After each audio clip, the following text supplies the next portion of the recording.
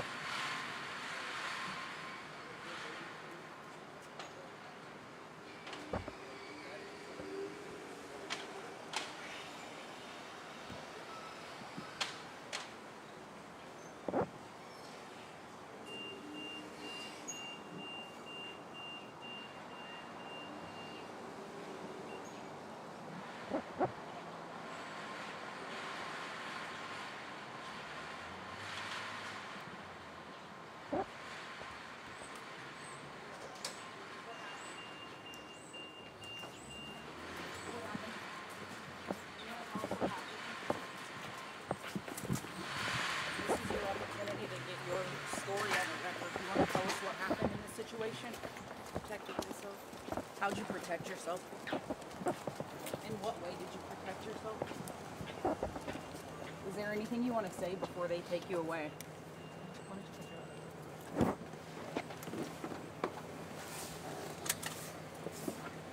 Any last words you have before they take you to jail? Yep. Anything else?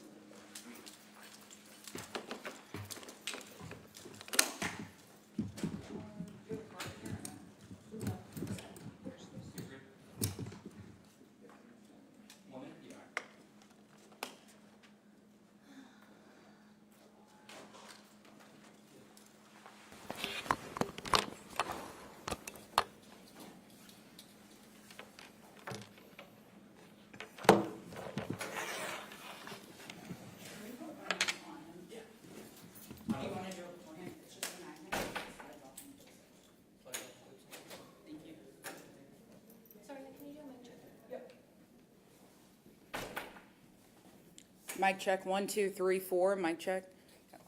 Everybody.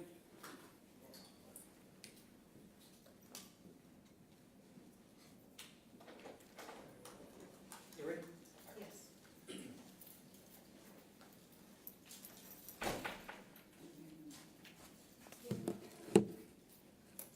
Everybody ready? Okay, well, good afternoon. As you all already saw, we have a suspect being booked for the charge of murder right now, but I'll give you whatever details are available to me. It's also my understanding some of y'all may have some follow-up information on the officer-involved shooting from a couple days ago. I'll try to give you whatever follow-up information you want as far as updates there. That is also a case, so that's a work in progress. This morning at about 6:38 a.m., we received a call for a shooting in the 100 block of Malogrove in far west Bexar County. The caller at the residence reported there that a female had shot a male. On arrival there, we were able to find one male that was suffering from a gunshot wound to the chest that was apparently pronounced dead there on the scene. Deputies initially attempted to administer life-saving measures, but they were unsuccessful in doing so. Very soon thereafter, we of course were able to place the suspect in custody for that murder. That's the suspect that you just met, a young lady by the name of Courtney Renee Hooper, 36 years of age. From what we're able to gather, the two, and of course I'm not able to identify the male beyond the fact that he's a 42-year-old male, Hispanic male, that was in an apparent dating relationship of some sort with Ms. Hooper. There was some sort of a disagreement between them about a car and a cell phone that led to this argument that escalated to the point of a shooting.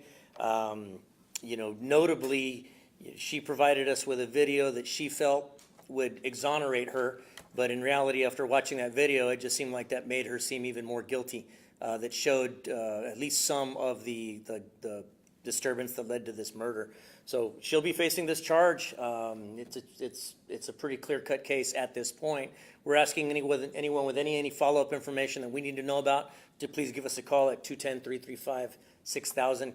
Esta mañana, aproximadamente las 6:30 de la mañana, nosotros recibimos una llamada en el oeste del condado en 100 Malogrove por reporte de un homicidio.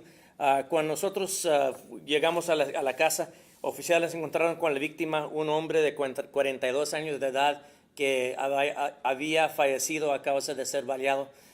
Se aparenta que él estaba en relaciones con la sospechosa Courtney Renee Hooper, 36 años de edad. Se aparenta que ellos tuvieron un argumento tocante un carro y un teléfono celular, que ese argumento escaló hasta el punto que ella le disparó y lo mató ahí en la escena de los hechos.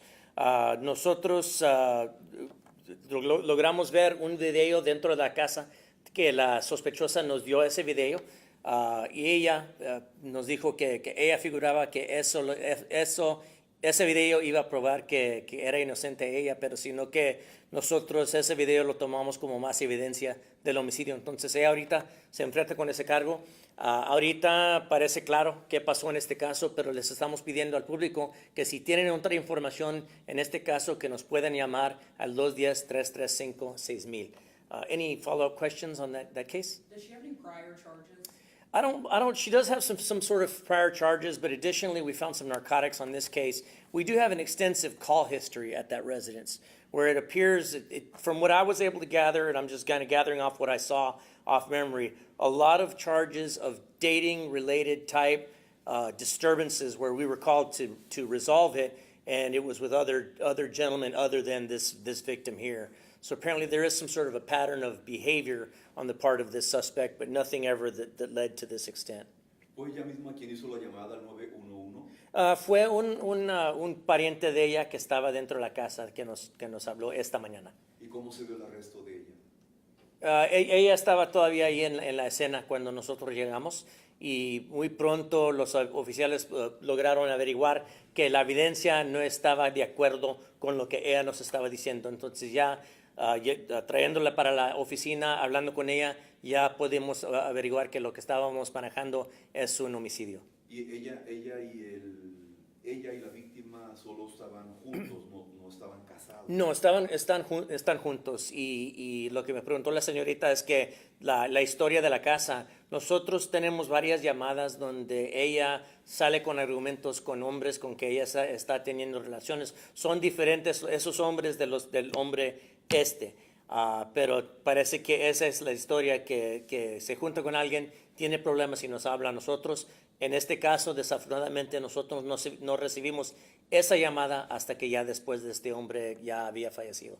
Were there any children in the home when this happened, or you were But I don't have the ages on them, but my understanding is that there were some children there.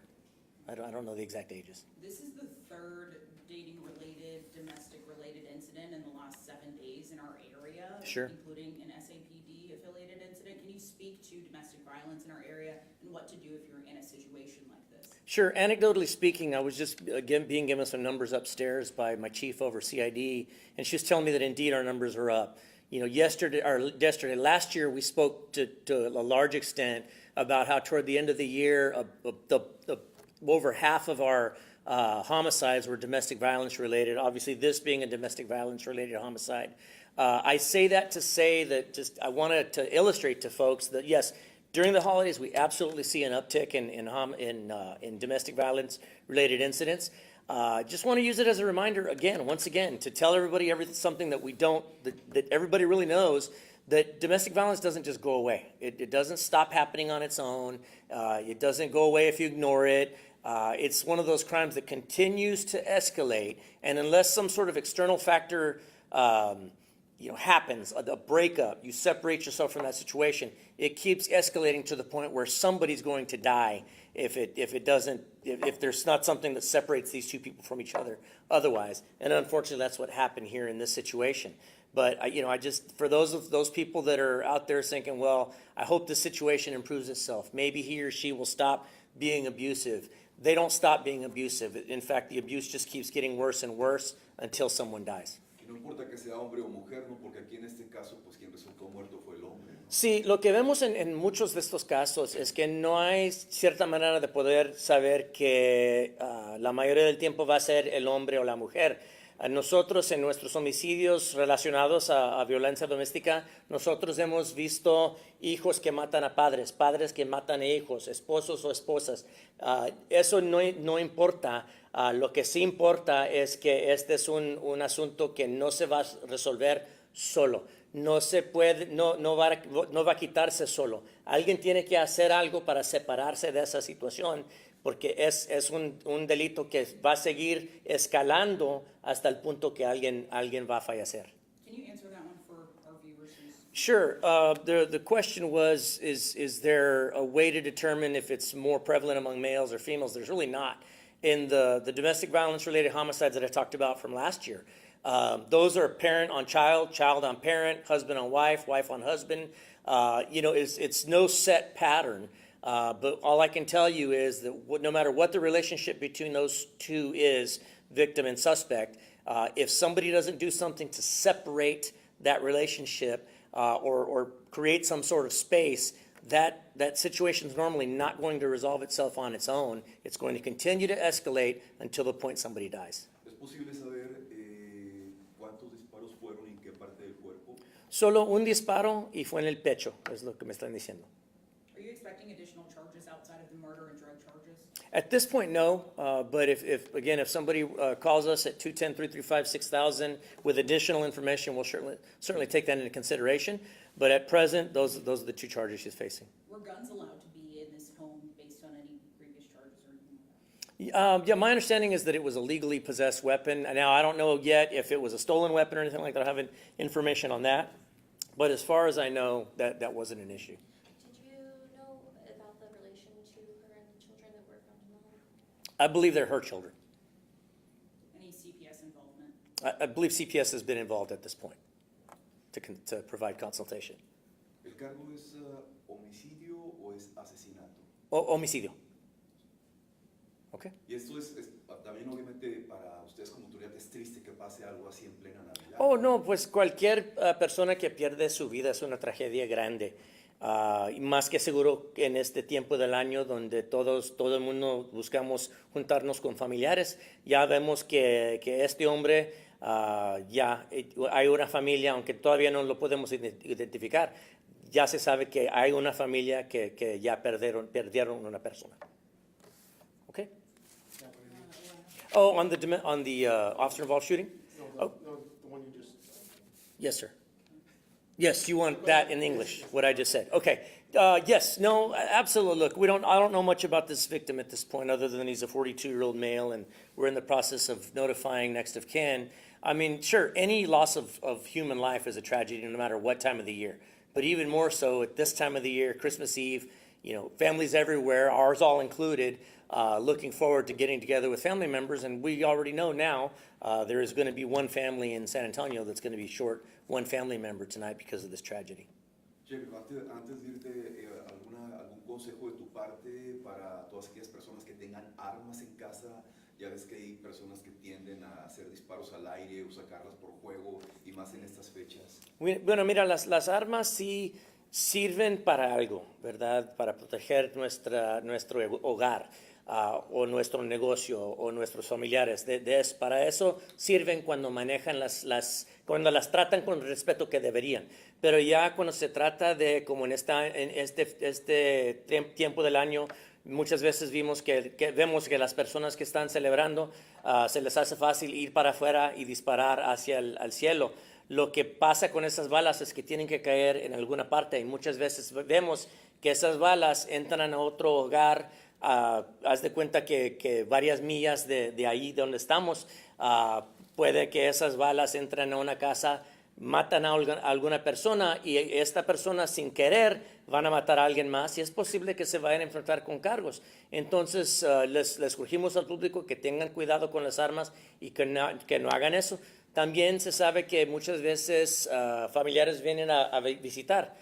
Hay veces que estos familiares tienen niños en una casa donde la mayoría del tiempo, por ejemplo, no hay niños en esa casa. Entonces, ya sabiendo que familiares van a entrar con niños que no son de esa casa, alguien como dueño de ese hogar, es posible que tengan armas afuera donde se descuidan, pero sabiendo que en los niños se les hace curioso andar jugando con las armas. Entonces es importante saber dónde están esas armas y alzar esas cosas antes de que pase una tragedia. Tenerlas en un lugar seguro. En un lugar seguro donde no pueden pasar cosas que nosotros no estamos esperando. You mentioned there was a video that she showed you. What was in that video, and was it cell phone or ring camera? So not having seen it myself, I could just go off what was described to me. But my understanding is that it was an internal security camera video from her home that she claimed showed some sort of an assault on her, some sort of physical assault. But from what was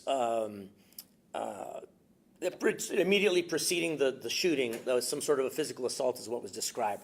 From what was described to me, that physical touch that was made by the suspect didn't seem to be assaultive in nature so much as reassuring in nature, and apparently she took that to be a threat toward her that she felt justified her use of deadly force. At this point, the evidence just doesn't seem to support that, though. ¿No lo dice en español, por favor? Sí, el video, nomás me dijeron lo que estaba en el video. Yo no lo he visto personalmente, pero lo que me están diciendo ahorita es que ella, cuando nos dio el video, ella se aparenta que tenía las esperanzas que iba a enseñar un asalto, que la víctima la asaltó físicamente a ella, que eso en su mente hubiera justificado la fuerza que ella empleó contra él. Pero lo que me están diciendo los investigadores es cuando ellos vieron el video, ellos no vieron ese asalto, sino que se aparenta que sí, él le puso la mano en el lado, pero no parece un asalto, sino que como por alguna razón él le tocó el brazo y ella le disparó matándolo. How many injuries, I guess, to the body were there? Just one gunshot wound to the upper body is all I'm being told. The kids, where are they now? Or do we know? The kids are going to be in custody of CPS, Child Protective Services. Okay? Thank you all so much. And you have information on Yeah, on the officer-involved shooting. So this is very much a work in progress, but I'll show you what I'm talking about when I describe it. I had actually asked, because this case, and I touched on it on the day of the shooting itself. There's a lot of layers that we're dealing with in this instance. And so I asked for a kind of a color-coded timeline of events that I'll make public. Probably when we release the video of the body-worn camera in a couple of days, we'll also release this timeline. But I'm just kind of giving you some of the high points from what I know of them now. It appears that this suspect came to live here from Costa Rica, and I say here, I mean the United States, in 2019, he came here, and it looks like he overstayed a visa. Came here, and when I say he came here, he came initially to Austin in 2019. He was in 2019, from the best we can gather, from 2019 to 2022 in the Austin area. He came here in late 2022 to San Antonio, and it looks like a rape charge, a sexual assault charge, followed him from the Austin area. In other words, it happened during his time there. That charge followed him here. We had several run-ins with him over the course. The Bexar County Sheriff's Office had several run-ins with him over the course of time. I believe he was arrested in early to mid 2024. We arrested him, and he spent the bulk, by the looks of it, from what I can see, he spent the bulk of 2024 in ICE custody. They picked him up from the Bexar County Jail pursuant to an ICE detainer because of the domestic violence and protective order charge that he picked up from us. They picked him up in 2024 in May and spent the bulk of 2024 in ICE custody. He was deported in early December, like December 2nd, 2024. It looks like he was deported to Costa Rica. Obviously, at some point, he made his way back. From what we're able to gather at this point, that probably early 2025, like February of 2025, somehow he got smuggled back into the country. And we're trying to determine how he got back into the country in 2025, because that was supposedly when the border was shut down, but somehow this person made it back into the United States at that point. We're still kind of unwrapping all of that as well. Our next run-in with him would have been October 13th of 2025. We received a domestic violence-related call there on Tecumseh where the shooting happened, but we were not able to find him.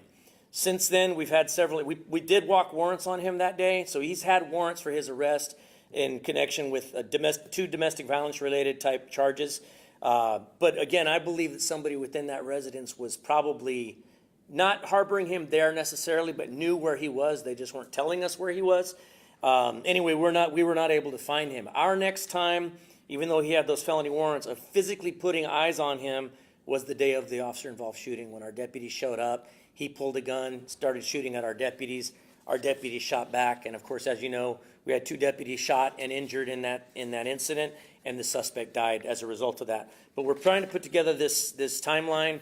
It'll be color-coded, very comprehensive. It's just very lengthy and detailed, and that'll be released to the media very soon too. I know that the victim was obviously considered a victim at the time of the Sure. shooting, but considering the repeat offenses, the repeat deportations and illegal re-entries, are you going to be pursuing any sort of harboring of a fugitive charges on anyone else? Well, look, I'm gonna be honest with you, and certainly we don't want to get into the victim blaming. I know that's not what you're saying, but we never want to get into victim blaming. We never want to get into anything that's going to discourage people from reporting domestic violence. And certainly this young lady is being treated like a victim with respect to that, and we're going to be protecting her rights as a victim. But you also don't get a free pass on other things. So, earlier, as I mentioned, he got smuggled back into the country in February of 2025. Well, we believe that she played a role in that. And we believe that she may have played a role in keeping him hidden from us, preventing. So as I see it, and, maybe the details will change, but as I see it, a lot of this that led up to this officer-involved shooting certainly could have been prevented had somebody just done the right thing. In this instance, that wasn't done. So certainly 2 of our first responders who, thank God, are in the process of healing right now. I spoke to them both personally yesterday. They're both with family members and trying to make the best out of this holiday season. But they're both, they suffered a near-death experience, both of them. And both young men in their prime, great police officers, great deputies. They should have never been put in this situation. A lot of things had to fail for it to get to that point. And unfortunately, this young lady, absolutely, it's certainly possible. In my mind, it's highly likely she's going to be facing charges if we can prove them up to that point. Sí. Mira, este caso, se aparenta que este hombre fue deportado el 2024, en diciembre.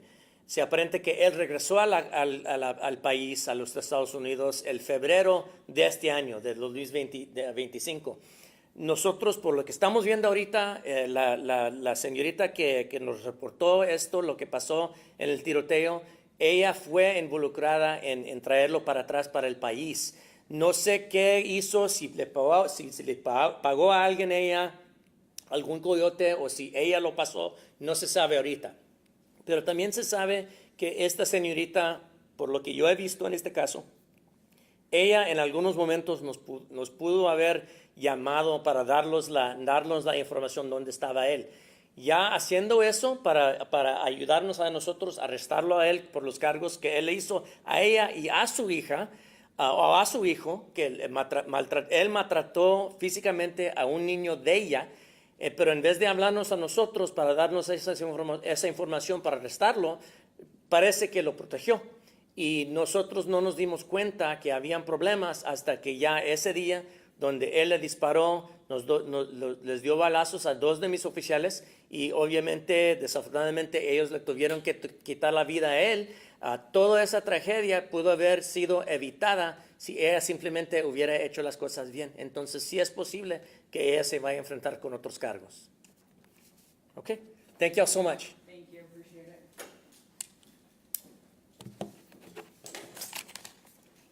Appreciate it. Merry Christmas.